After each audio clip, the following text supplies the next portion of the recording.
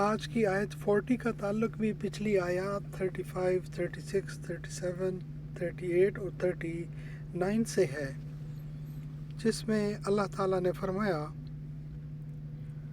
مسلمانوں اللہ سے ڈرتے رہو اور اس کا قرب اور اس کی رضا یعنی وسیلہ تلاش کرتے رہو اور اس کی راہ میں جہاد کرو تاکہ تمہارا بھلا ہو۔ یقین مانو کہ کافروں کے لیے اگر وہ سب کچھ ہو جو ساری زمین میں ہے بلکہ اس کی مانند اور بھی ہو اور وہ اس سب کو قیامت کے دن کے عذاب کے بدلے میں دینا چاہیں تو بھی ناممکن ہے کہ ان کا فدیہ قبول کیا جائے۔ ان کے لیے تو دردناک عذاب ہی ہے۔ یہ چاہیں گے کہ وہ دوزخ سے نکل جائیں لیکن یہ ہرگز اس میں سے نہ نکل سکیں گے۔ ان کے لیے تو ہمیشگی کا دوامی عذاب ہے۔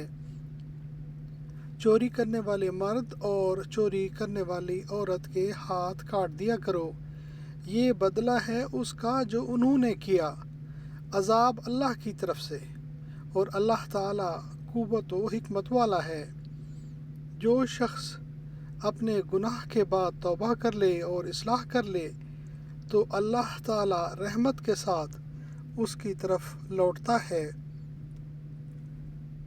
یقیناً اللہ تعالیٰ معاف فرمانے والا مہربانی کرنے والا ہے۔ آج کی آیت کیا تجھے معلوم نہیں کہ اللہ تعالیٰ ہی کے لیے زمین و آسمان کی بادشاہت ہے، جسے چاہے سزا دے اور جسے چاہے معاف کر دے۔ اللہ تعالیٰ ہر چیز پر قادر ہے۔ علم تعلم، کیا تم نے نہیں جانا، کیا لم نہیں تعلم تو نے جانا، کیا تم نے نہ جانا، انا کہ بے شک اللہ تعالی لہو اس کے واسطے، لا واسطے ہو اس کے، ملک السماوات بادشاہی آسمانوں کی، ملک بادشاہی، سماوات اسما کی جمع آسمان، سماوات یعنی آسمانوں کی، والارض اور زمین کی، اور ارض زمین کی، یعذب من یشاء عذاب دے گا جسے وہ چاہے، یعذب عذاب دے گا من جسے یشاء وہ چاہے، ویغفر لمن یشاء اور بخشے گا جسے وہ چاہے گا، اور یغفر بخشے گا لی واسطے من جس کے یشاء وہ چاہے،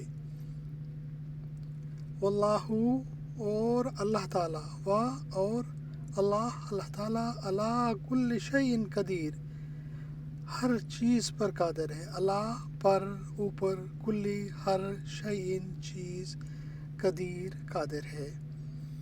کیا تم کو معلوم نہیں کہ آسمانوں اور زمین میں اللہ تعالیٰ ہی کی سلطنت ہے، جس کو چاہے عذاب کرے اور جسے چاہے بخش دے، اور اللہ ہر چیز پر قادر ہے۔